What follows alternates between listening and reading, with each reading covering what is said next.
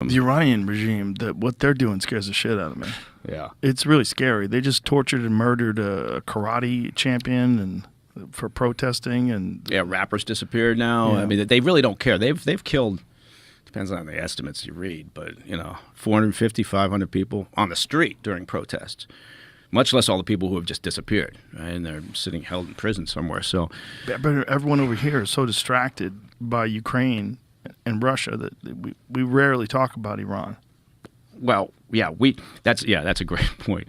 We're very sort of singular in our attention, right? Yeah. And so it's like, again, we can't multitask. So we should be worried about Iran. We should be I mean, really, where are the big flashpoints? Russia, Ukraine, obviously, is one. Iran, because what's going to happen if Iran? Here's a thought, right? If you think about the breakout potential for Iran to develop a nuke, right, a weapon.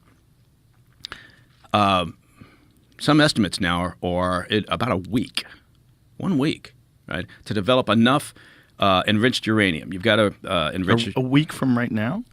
If they're basically saying, look, if they make that decision, they need what 25 kilograms of enriched uranium at like 90%. That's weapons grade. So they could do that within a week. Is a number of estimates, legitimate estimates. They could do, and that's for one.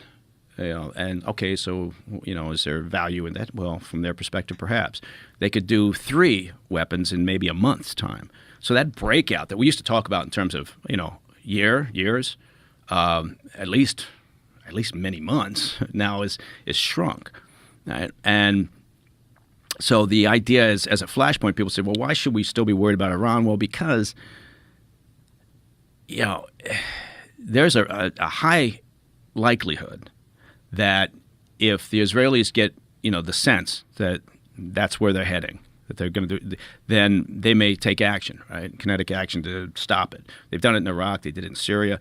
Gone after these capabilities, and that could obviously cause a flash there that spreads out of control, right, and draws us into it. So there's reasons why, because people, sometimes people say, why do I care about Taiwan? Why do I care about Iran? It's because of the potential for a problem that we can't get our hands around, that we can't control. And so with Iran, it's largely comes down to this issue of what is their breakout. Now, aside from just enriching uranium, they got to come up with the weaponization of it all, right? And that could take longer, right? That could take months and months, right? But it's a heavy lift to figure out what their plans and intentions are. So, and we kind of backed out of this. Biden administration was clear that they wanted to get back into the nuke agreement from 2015. It was like, yeah, we got to do everything we can.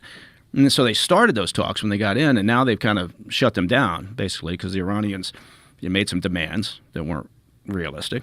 And also, the protests, right? And also, they're selling fucking weapons to Russia, right? So, Russia's turned to Iran and North Korea to resupply their hardware and get gear that they can't get, drones in particular, from Iran. So do we really want to be talking a nuke deal with Iran at this moment? Probably not. Whether it's pragmatic or not, but certainly from a political perspective, I don't think the Biden administration wants that heat. So there's a lot of shit happening that's very interesting.